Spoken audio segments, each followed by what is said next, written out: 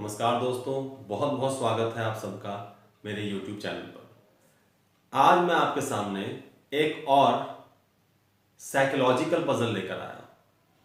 Psychological puzzle यूं कि हमें उसमें जो दिखाया जाता है, जिस तरीके से क्वेश्चन पूछा जाता है, उसका आंसर वैसा होता ही नहीं है।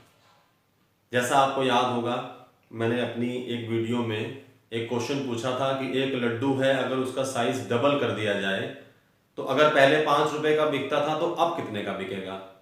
तो अधिकतर फर्स्ट जो इंप्रेशन रहता है सबका वो यही रहता है कि पहले 5 का था तो अब डबल साइज हो गया तो अब 10 रुपए का बिकेगा। लेकिन साइकोलॉजिकली वो गलत है। क्यों? क्योंकि उसका आंसर आता है 40 रुपए। तो साइकोलॉजिकली आपको हम लोग जब कोई क्वेश्चन पूछते हैं इस तरीके से कि आपको लगता है कि पूछने वाले ने उसके अंदर ही उसका आंसर बता दिया, वहां आप लोग फंस जाते हैं। मैं आपको एक बहुत छोटा सा क्वेश्चन लेकर आया हूं आज, वो बताता हूं। आप देखिए साइकोलॉजिकली आप उसमें फंसते हैं कि नहीं फंसते। क्वेश्चन है कि अगर हम a माइनस एक्स की मल्टीप्लाई b माइनस एक्स से करते हैं, पहला क्वेश्चन, तो कितनी टर्म्स आएंगी मल्टीप्लीकेशन के बाद और x की हाईएस्ट पावर क्या होगी। अब आपको लग रहा होगा ये तो कोई क्वेश्चन ही नहीं है। कोई बात नहीं, आप बताइए तो सही। चलिए मान लिया आप लोगों को इसका आंसर पता है। आप कहेंगे इसके बाद 3 टर्म्स आएंगी और x की हाईएस्ट पावर होगी 2x²। मान लिया कि यह आपने बिल्कुल सही बताया कि 3 टर्म्स होंगी और x की हाईएस्ट पावर होगी 2। अब अगर मैं क्वेश्चन को और आगे बढ़ाऊं और आपसे ये पूछूं कि चलो a minus x b minus x के साथ एक c माइनस एक्स और जोड़ दिया जाए, तो अब कितनी टर्म्स आएंगी और x की हाईएस्ट पावर कितनी होगी। तो मुझे लगता है कि आप में से कईयों के पास का जवाब होगा कि 4 टर्म्स आएंगी और x की हाईएस्ट पावर 3 होगी। बिल्कुल सही बात है जी, बिल्कुल सही पैटर्न में जा रहे हैं हम लोग। तो अब बस एक थोड़ी सी मैं इसमें और एडिशन करना चाहता हूं। अगर मैं इसमें d माइनस एक्स की और मल्टीप्लाई कर दूं, अब कितनी टर्म्स होंगी और x की हाईएस्ट पावर कितनी होगी। अब आप में से कुछ लोग मुझे ये कहेंगे कि आप बार बार रिपीट क्यों कर रहे हो, सिस्टमेटिकली तो चल रहा है।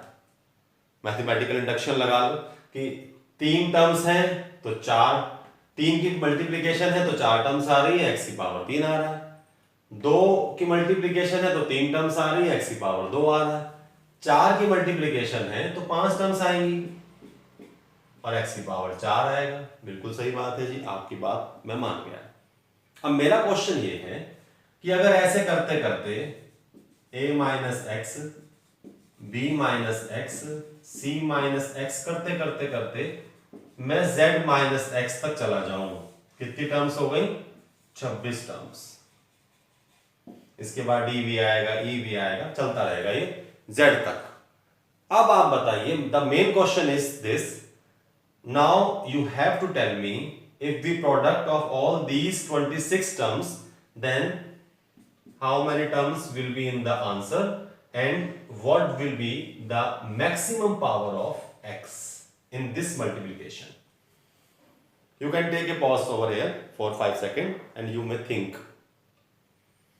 अगर आपको पॉज के बाद भी इसका आंसर 27 लगता है कि 27 टर्म्स आएंगी और x की पावर 26 होगी,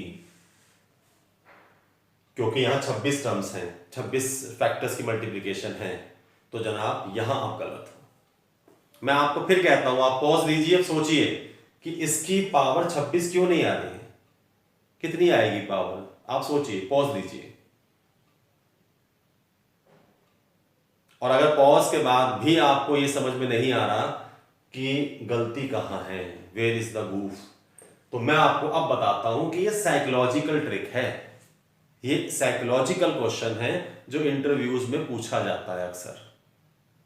यहां दिखाया जाता है दो टर्म्स को, बच्चे को या कैंडिडेट को ये समझाया जाता है, उसके दिमाग में ये बात प्लांट की जाती है कि 2 की मल्टीप्लिकेशन में 3 टर्म्स आती हैं, 2 पावर आती है, 3 की मल्टीप्लिकेशन में 4 टर्म्स आती है, 3 पावर आती है, 4 की मल्टीप्लिकेशन में 5 टर्म्स आती है, 4 पावर आती है, तो 26 की मल्टीप्लिकेशन में 27 टर्म्स आएंगी और 26 पावर आएगी।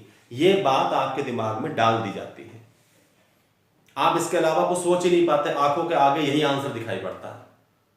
लेकिन जैसा कि मैं हमेशा कहता हूं, मेरा मोटिव ही यही है लेक्चर बनाने का कि आपको कंसेप्ट समझ में आए, लॉजिक समझ में आए और थोड़ा सा आपका माइंड साइंटिफिकली सोचे। सॉल्यूशन पे आते हैं, जरा ध्यान दीजिएगा। जो चीज आपको दिखाई जा रही है उससे तो आंसर गलत आ रहा है, तो जो चीज नहीं दिखाई जा रही भाई उसके बारे में थोड़ी बात कर लें। इससे पहले क्या आएगा, y माइनस एक्स, और इससे पहले क्या आएगा जनाब, x माइनस एक्स। 26 में से एक फैक्टर x माइनस एक्स भी आएगा और उसकी वैल्यू क्या हो जाएगी, 0, और 0 किसी के भी साथ मल्टीप्लाई करके उसका बेड़ा गर्क कर देता है। तो अगर x की पावर 25 आ रहा था बिना इसके, तो एक इस फैक्टर ने 0 आने के बाद आंसर क्या ले आया, 0। कोई टर्म्स ही नहीं आएगी भाई, 0 आएगा इसका आंसर। x की पावर भी कुछ नहीं आएगी, क्योंकि x की पावर अगर 0 भी ले लेंगे तब भी 1 बन जाएगा, सिर्फ 0 इज द आंसर।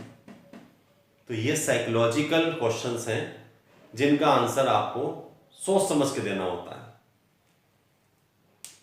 एक क्वेश्चन और पूछता हूं आपसे, आप ये मत सोचिएगा कि मैं आपकी बुद्धि को कम आंक रहा हूं।